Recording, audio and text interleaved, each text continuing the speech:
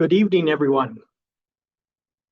I expect there'll be still others joining us. There were quite a number of others signed up, so I'll admit them when they arrive. But I welcome you, and I welcome you to this virtual space, Canadian Mennonite and Common Words bite-sized book club Zoom conversation. As a nationwide magazine, Canadian Mennonite reviews a lot of books, and many writers contribute to the feature reporting and various storylines. And as a nationwide bookstore, Common Word hosts many book launches in person and online, and we just had one earlier this week. And we represent a library of authors' personal and theological writings. But tonight's format is a bit different. A bite-sized book club offers us the opportunity to meet an author in person over Zoom, explore their work, and ask our questions. We trust this to be a safe space for personal and participatory conversation, of course, within the limits of Zoom. So, welcome, everyone. My name is Arlen. I am the director of Common Word, the National Anabaptist Bookstore and Resource Center, jointly operated by Canadian Mennonite University and Mennonite Church Canada. Normally, Susan Fish, associate editor of Canadian Mennonite, would be co-hosting this evening and interviewing our author, but she is not well tonight and sends her regrets. I will try flying solo in the good company of all of you. Tonight, I am zooming in from Treaty 1 territory. Each of you have joined from various sacred places, having self-identified locations between Alberta and Newfoundland and as far south as Colorado, among other places. We acknowledge together that we meet on the ancestral lands of the first peoples of Turtle Island. We make this acknowledgement in respect for the host peoples who have for millennia stewarded these bioregions and watersheds and continue to love and care for the land and waters. We are grateful to them. We acknowledge settler colonialism and its deep harms, both past and present. And we commit ourselves to real change that leads to reconciliation. I have muted each of your mics so that there is no audio interference. Please keep them muted. When we later ask for questions or comments, please use the chat function or raise your hand, and I'll ask you then to unmute your microphone at the appropriate time.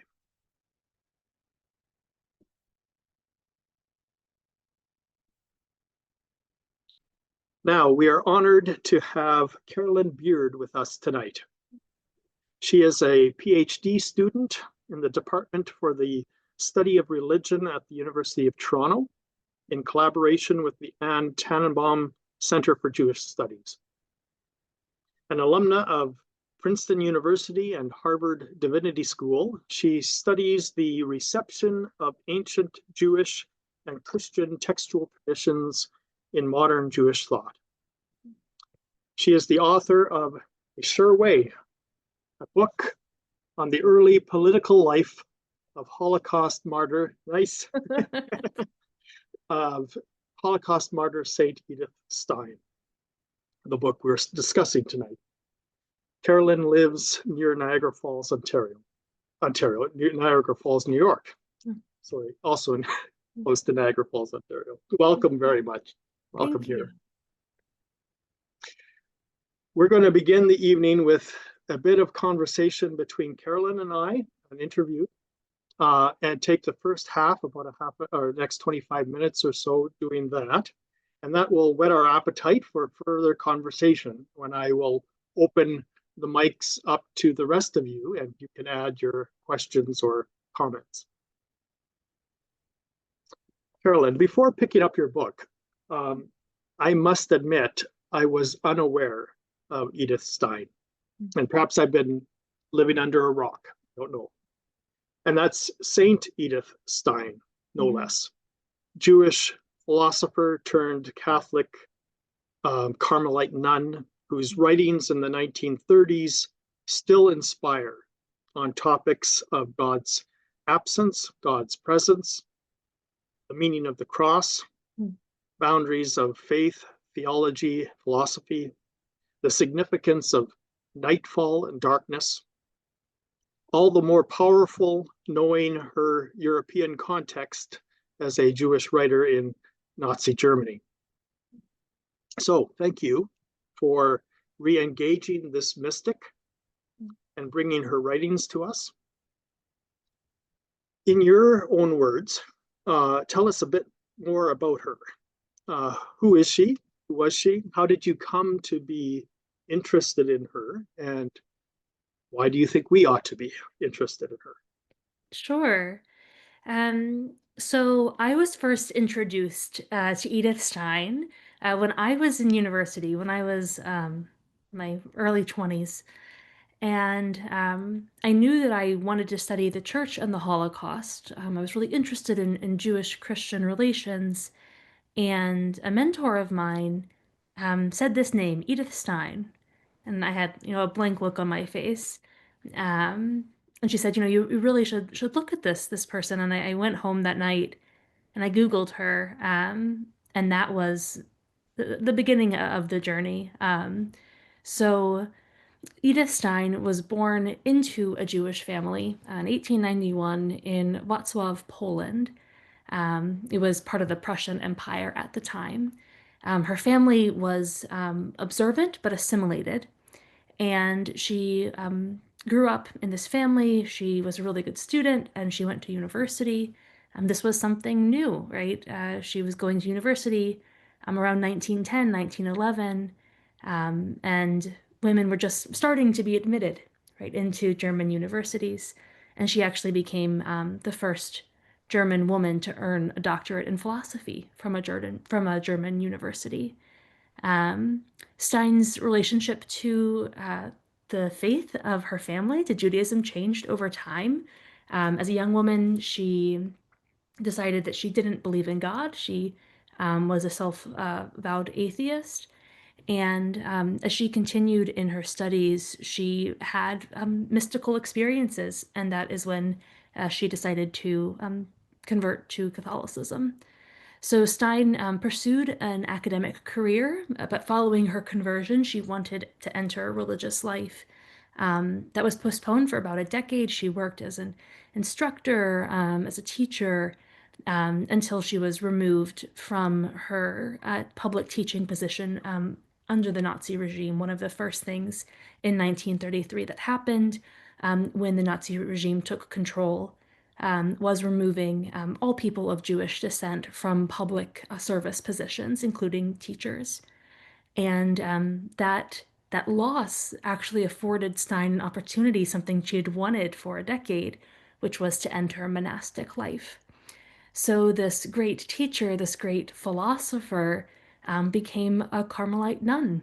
She lived behind cloister walls for the last decade of her life. And as the Nazi regime, as life in Germany became more and more untenable for a German of Jewish descent, Stein was smuggled into the Netherlands. She lived there for a few years before she was arrested. A few days after her arrest, she was transported to Auschwitz, where she died on arrival. And years after the war, right, recovering her philosophical papers, recovering her theological treatises, her poetry, her plays, the Vatican beatified Stein as a martyr, so somebody who died for her faith. And following a miracle that was credited to her, she was canonized as a saint. So Edith Stein is remembered as this great woman, really at the intersection of Jewish and Christian traditions, a woman who faced enormous hardship in her life because of her gender, right? In a changing world, to be a modern woman because of her Jewish identity, of course. And yeah, and she is survived by just an enormous body of work.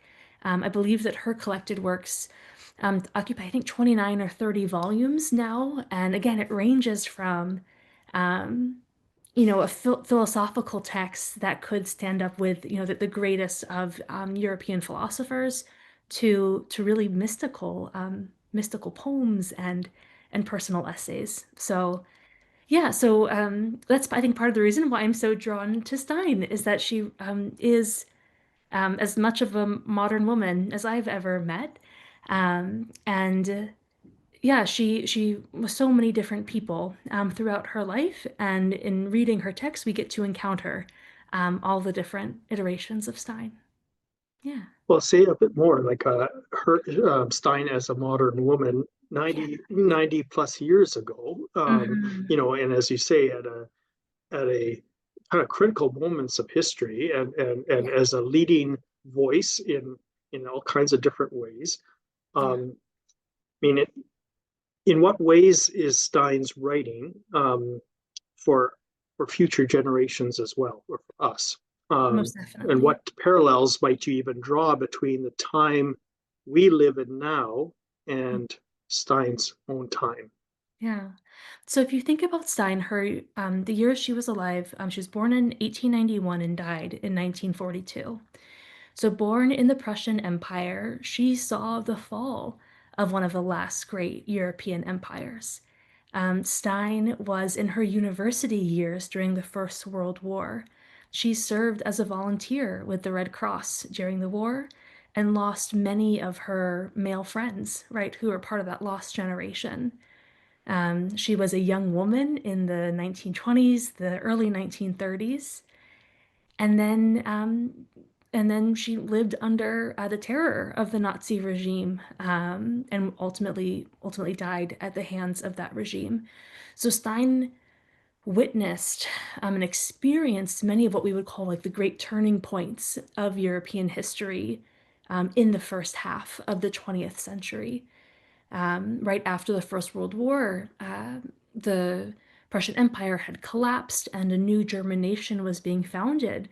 And Stein felt very passionately that she wanted to be involved in the founding of the new nation. And we actually have records of when she fought for suffrage for women, when she helped to advocate for why women should be involved in the political life of this new country.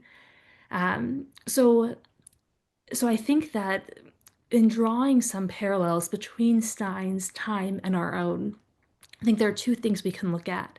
I think one is a period of rapidly changing social customs and social mores, right? So Stein from 1891 to 1930s, 1940s was living in a time when women gained suffrage. Right? Women were starting to enter the university when Stein was the first German woman to earn her PhD in philosophy. And in the German system, to become a professor, you have to do another doctorate. It's called a Habilitation. And when Stein went to apply to do this next degree so that she could become a professor, no faculty would take her on because no faculty thought that a woman should be a professor. So, right, Stein faced, even in this kind of first wave of feminism, the emancipation of women, Stein faced prejudice because of her gender. So thinking about how does she respond to that? And Stein wrote in support of women and women's rights from the time that she was in university, and in that moment, 1918, 1919, really through the 30s. In the 30s, she gave lectures to Catholic organizations, talking about what, the writing about gender from more of a theological angle, and thinking about the gifts that women are particularly endowed with. So that's the first thing. And I think the second thing that we can think about with Stein is that Stein lived in a moment of rising political tension, so that there was rising dissidence, right, in Germany in the late 1920s following the economic crash and into the 1930s. And thinking about how did Stein respond to that increasing political division and authoritarianism. And what's interesting is Stein was personally affected by the Nazi regime, right? Stein lost her employment because of the regime on the basis of her Jewish heritage. But for Stein, that was in some ways one of the greatest gifts that she could be offered. When Stein first converted to Catholicism in the 20s, she had wanted to become a monastic. She had wanted to enter monastic life. And her spiritual advisors told her no. They said to her that she had more to offer the church than she could offer from behind cloister walls. And so that's when she went into teaching. She worked at teachers' colleges. But following that policy in 1933, Stein was finally able to enter monastic life. And what's wild is that as an academic, she was no less productive in the cloister. If anything, she was more productive. She wrote extensively when she was a nun in the cloister. She translated, she wrote homilies, she wrote liturgical texts, and yeah, so we're very fortunate to have that body of work as well. Yes, I think those are the two, the changing social mores and the living in difficult political times. And through these difficult political times and changing social mores and such, how did her faith, someone who had, you know, also been um, a person of non-faith Yeah. to a person of faith, how did her faith serve her as an anchor in turbulence? Yeah. So, yeah, so you're spot on. Stein's relationship to faith changed so much over time. She was raised in this, an observant but an assimilated Jewish household, and she recalls with some fondness some of the ritual observance of Judaism as a child. But at the age of 13 or 14, really explicitly, we have a record of her saying that she gave up prayer, that she gave up God.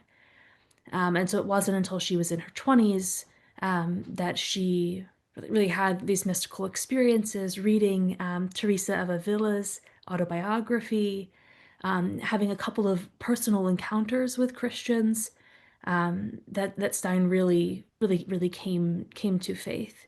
So Stein drew on her faith really extensively when she was behind cloister walls during the rise and the height of the Nazi regime. And one of the images that I think about quite a bit, so Stein wrote in protest of the regime, and she wrote and thought both about what can the church do and what can Christians do. So one of the texts that we have um, is we know that Stein wrote a letter. She wrote a letter to Pope Pius XI, who was the Pope at the time. And in this letter, she talked about um, how Jews are brothers and sisters of Christians, and she called on the Pope and she called on the Catholic Church to decry, and to protest what the Nazi regime was doing. Right, so calling on action from the larger church.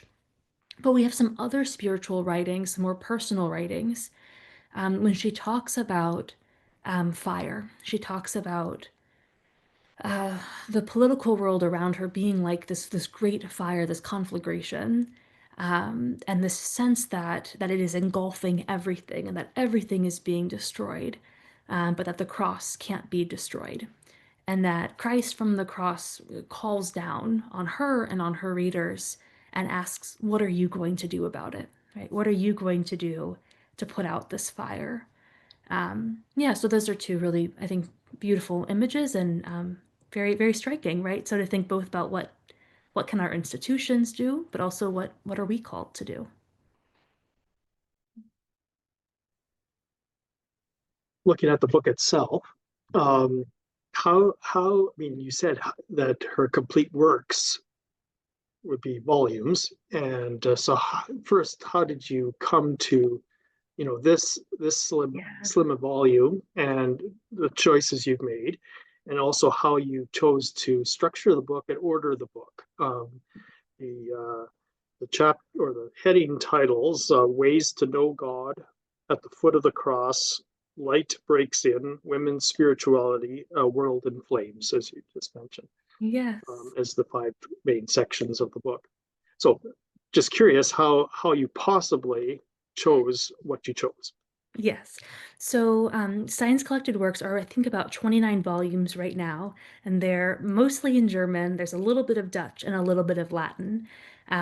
Luckily for us, only I think 12 or 13 of the volumes have been translated into English. It would be nice if more of them were. So I wasn't having to whittle it down from 30. I had to whittle it down from 12. There are three texts in this volume that are translated from the German into the English for the first time and are published in English for the first time, which again is kind of wild if you think about it, right? This is a this great philosopher, this saint, and her name and her works are so little known. Um, so it certainly was a great challenge to try to excerpt, right, just the right text. And one of the challenges as well is that Stein works across so many genres. So, as a philosopher, Stein is a phenomenologist. She works in the subfield of philosophy called phenomenology. And what that is it's studying things as they appear to the self. So, things in relationship to the self. And even for the most trained academics, phenomenology can be a real beast. It can be very, very hard to work with her texts. And so that was also something that the editorial team and I were very cognizant of, is that we wanted the text to be very accessible.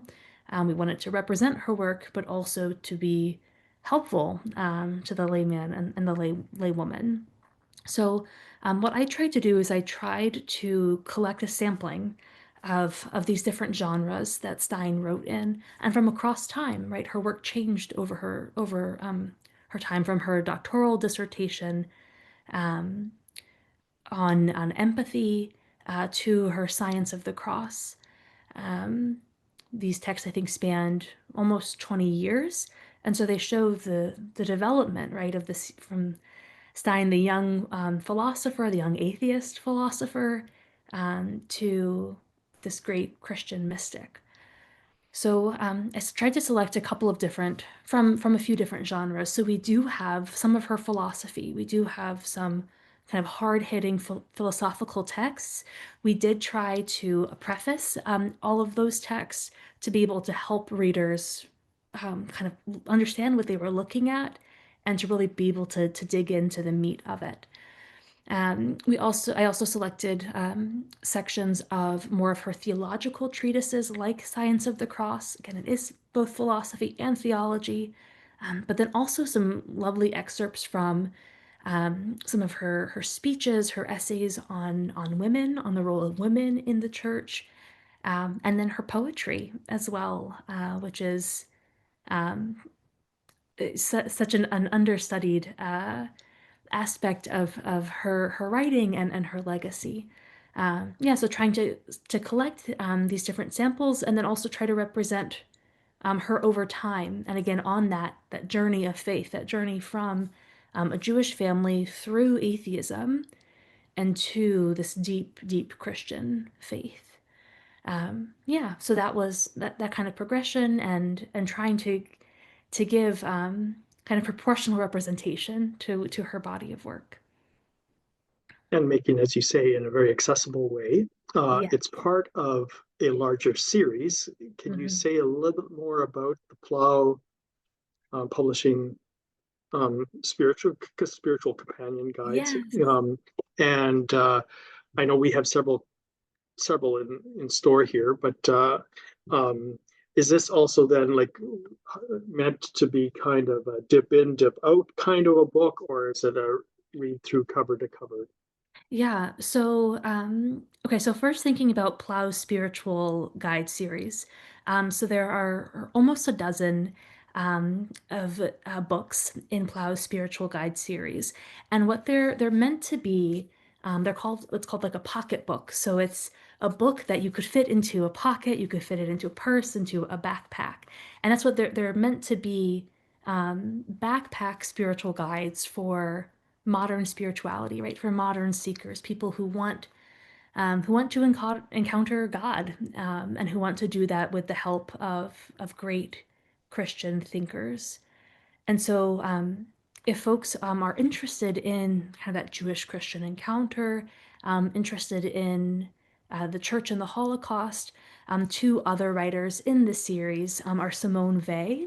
Weil is also a Jewish woman alive in that First World War, Second World War moment. Um, and again, this great thinker and mystic. And then another text that's in the series is with Abraham Joshua Heschel, the great Jewish theologian, rabbi and theologian, who marched with MLK Jr. On at Selma. So again, a really prophetic voice. So, okay, so that's the series. But again, Amy Carmichael, Oscar Romero. So Christian thinkers and great thinkers of faith from different traditions, mostly Christian traditions.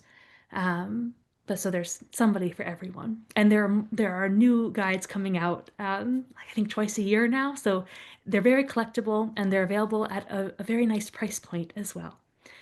Um, yeah, and then whether is it a read through or a dip in and out?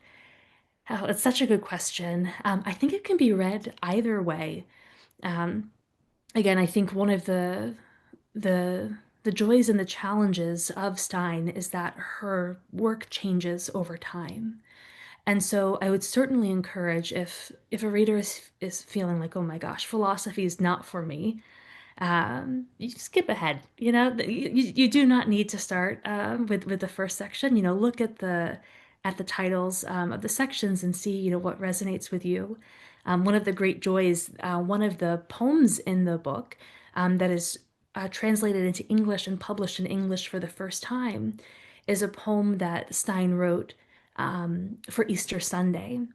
And a friend of mine who's a pastor who received an advanced copy of the book told me that he included that poem in his sermon on Easter Sunday. So that's kind of cool. You can also, if you serve in a church context, you can think about using Stein liturgically as well. So certainly you can dip in and out, see what interests you. You can also read it from front to back. And what would be interesting about that is that you see and you could walk with her a little bit in her development as a thinker and as a Christian.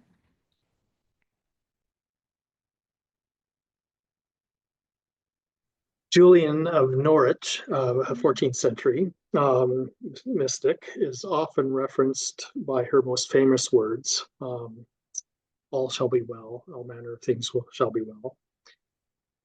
Would Edith Stein have a tagline? Yes. Okay. I do think Edith Stein would have a tagline. And I think that her tagline would be Sequitum meum mihi. So it's Latin. It's from the Latin translation from the Vulgate, from a text in Isaiah. And it means, my secret is for me alone. And this is the phrase that Stein was reported to have said when people asked her why she converted. So why she converted from Judaism to Christianity. So at that moment in European history and in the cultural context in which Stein lived, it wasn't uncommon for people of Jewish heritage to convert to Christianity for different reasons. But it was a little bit more uncommon. It was a little bit more uncommon when somebody came from an observant household like Stein did. And so her conversion was celebrated by some of her family and friends, but it also caused some really significant ruptures in her relationships with some family. And so Forrest Einstein was often asked, right, why did you convert? And she would respond with these words, right, that's a secret for me alone. And I think what that points to, right, is it points to this deep interiority, this deep inner life, right, like that inner sanctum, where one can encounter the divine, and that Stein had this real reluctance to share what was in that deepest part of herself, that prompted her conversion and that characterized her relationship with God. And so Stein would often not share that, and that's what's so beautiful about her writings, is that in her writings, that is where the kind of that secret is revealed. She gives us glimpses into her, right, her mystical connection with the divine. Yeah. As learning more and more about Stein and learning about this secret she has held, um, has her writings, has she changed how you live? Mm. Can I ask that personal question? You definitely can. I think this is it's such a difficult question to answer. What's fascinating is that you would think, how I would think that she would have changed me is that I would be more studious. Stein was notoriously studious. She brought so many books with her when she entered the convent that the sisters asked, did you bring any clothes with you? And we have some of her library. It survived the war. It was the books that she took with her into hiding. And she took 200 books with her into hiding, and that was only a part of her library.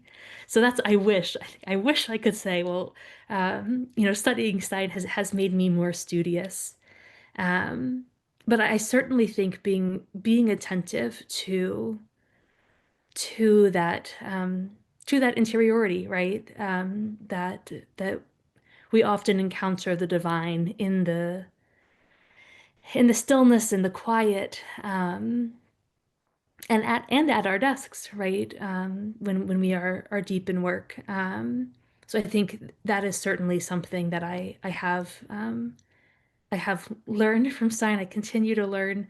I did have the great privilege. So there are multiple sites of pilgrimage that are related to Edith Stein today. You can visit the house that she was raised in.